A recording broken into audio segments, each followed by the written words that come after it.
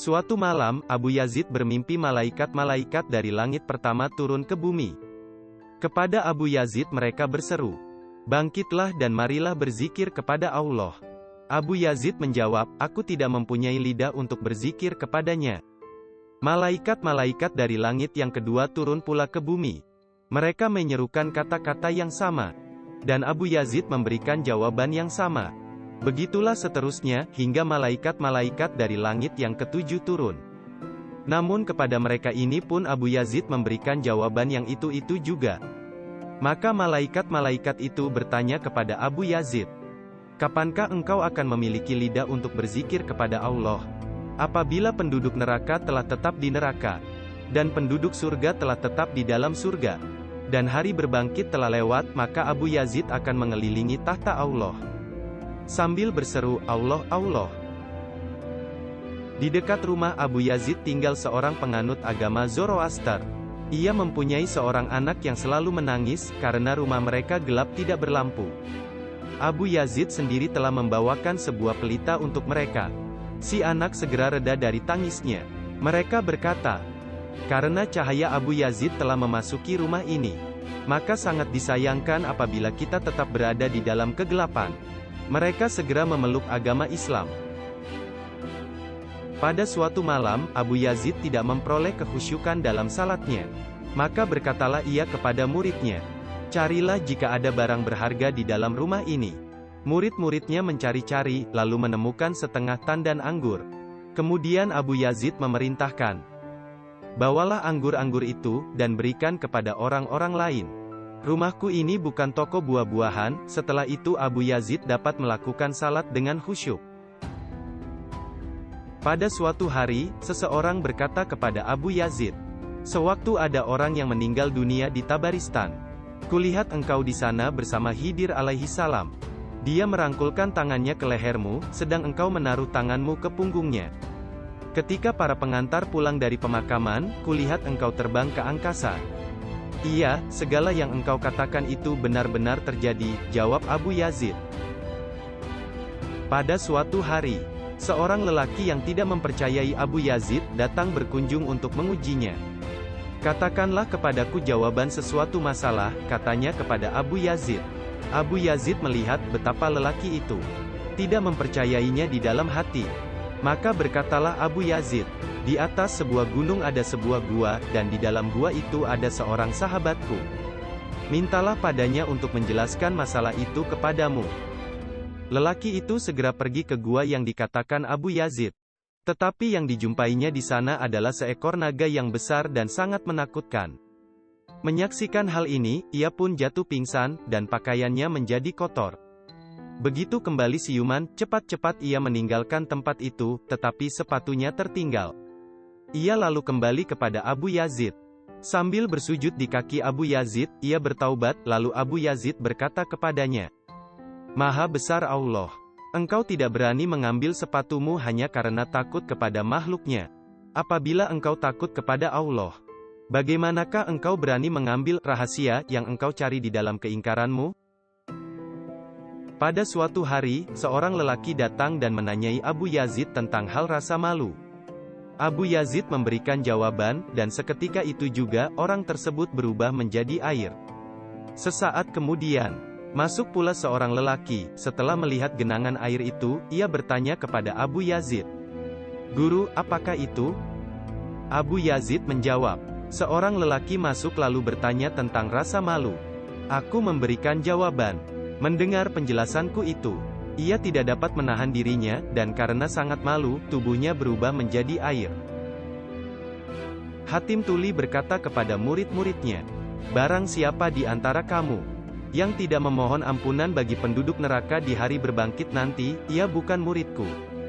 Perkataan Hatim ini disampaikan orang kepada Abu Yazid. Kemudian Abu Yazid menambahkan, "Barang siapa yang berdiri di tebing neraka, dan menangkap setiap orang yang dijerumuskan ke dalam neraka, kemudian mengantarkannya ke surga, lalu kembali ke neraka sebagai pengganti mereka, maka ia adalah muridku." Suatu ketika, pasukan kaum muslimin berperang melawan Bizantium. Mereka hampir dapat dikalahkan musuh. Tiba-tiba mereka mendengar sebuah seruan. Abu Yazid, tolonglah. Seketika itu juga, api menyembur dari arah Khurasan. Sehingga pasukan orang-orang kafir mati ketakutan. Dan pasukan kaum muslimin dapat memenangkan pertempuran.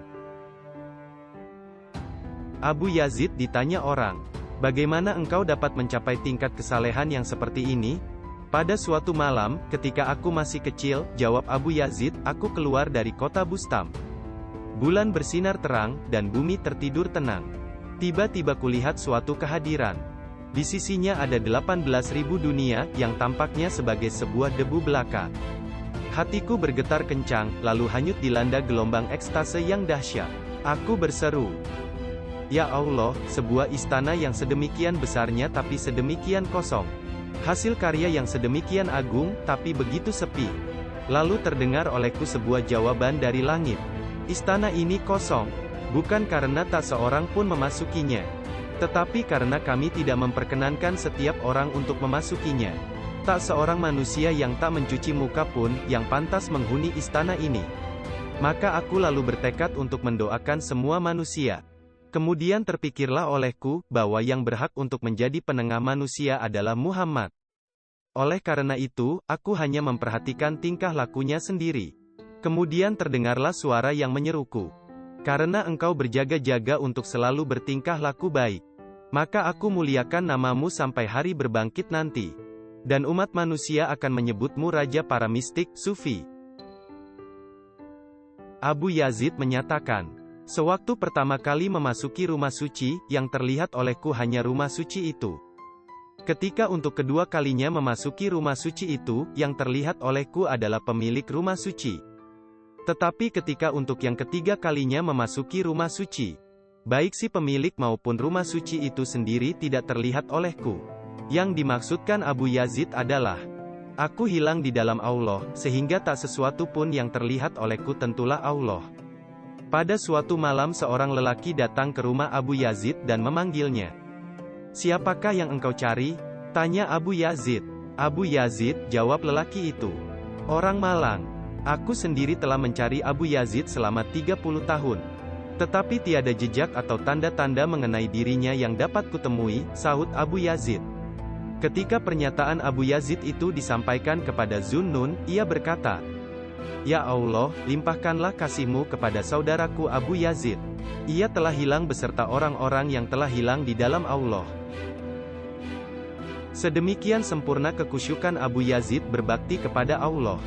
Sehingga setiap hari apabila ditegur oleh muridnya, yang senantiasa menyertainya selama 20 tahun, ia akan bertanya, 'Anakku, siapakah namamu?' Suatu hari si murid berkata kepada Abu Yazid, 'Guru, engkau mengolok-olokku.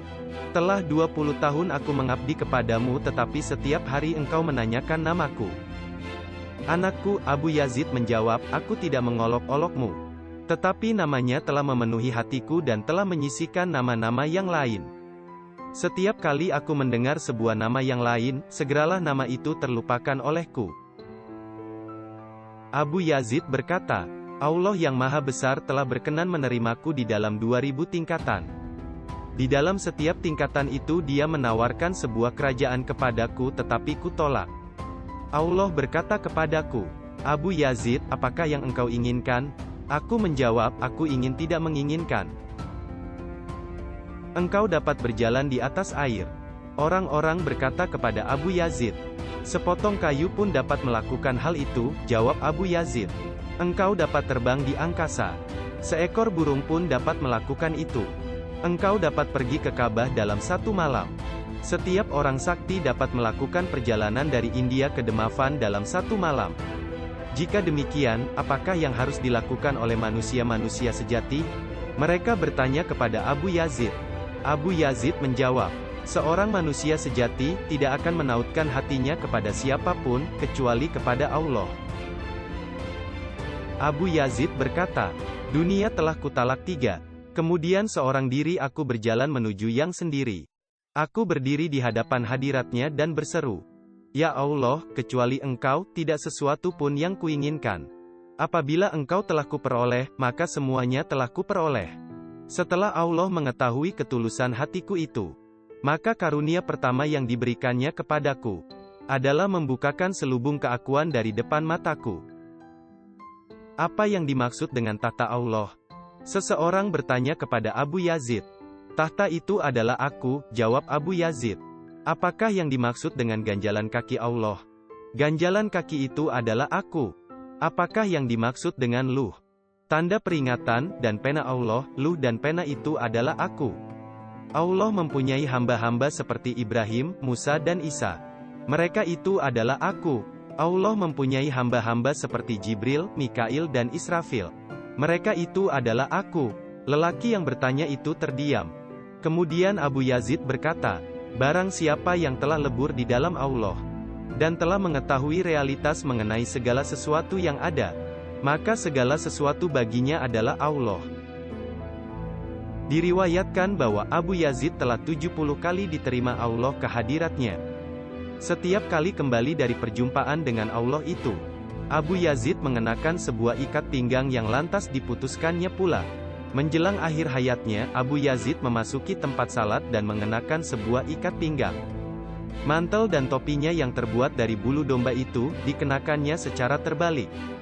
Kemudian ia berkata kepada Allah, "Ya Allah, aku tidak membanggakan disiplin dari yang telah kulaksanakan seumur hidupku. Aku tidak membanggakan salat yang telah kulakukan sepanjang malam.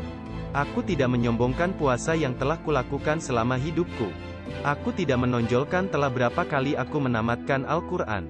Aku tidak akan mengatakan pengalaman-pengalaman spiritual yang telah kualami, doa-doa yang telah kupanjatkan dan betapa akrab hubungan antara engkau dan aku.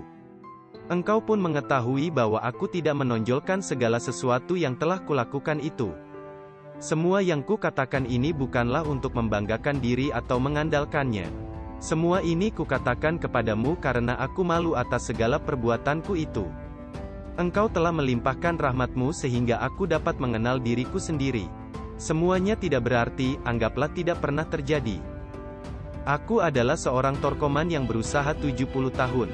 Dengan rambut yang telah memutih di dalam kejahilan. Dari padang pasir aku datang sambil berseru-seru. Tangrik tangrik. Baru sekarang inilah aku dapat memutus ikat pinggang ini. Baru sekarang inilah aku dapat melangkah ke dalam lingkungan Islam. Baru sekarang inilah aku dapat menggerakkan lidah untuk mengucapkan syahadat. Segala sesuatu yang engkau perbuat adalah tanpa sebab. Engkau tidak menerima umat manusia karena kepatuhan mereka. Dan engkau tidak akan menolak mereka hanya karena keingkaran mereka. Segala sesuatu yang kulakukan hanyalah debu. Kepada setiap perbuatanku yang tidak berkenan kepadamu limpahkanlah ampunanmu. Basuhlah debu keingkaran dari dalam diriku. Karena aku pun telah membasuh debu kelancangan karena mengaku telah mematuhimu. Sumber kisah dari kitab Tazkiratul Auliyah karangan Syekh Fariduddin Attar.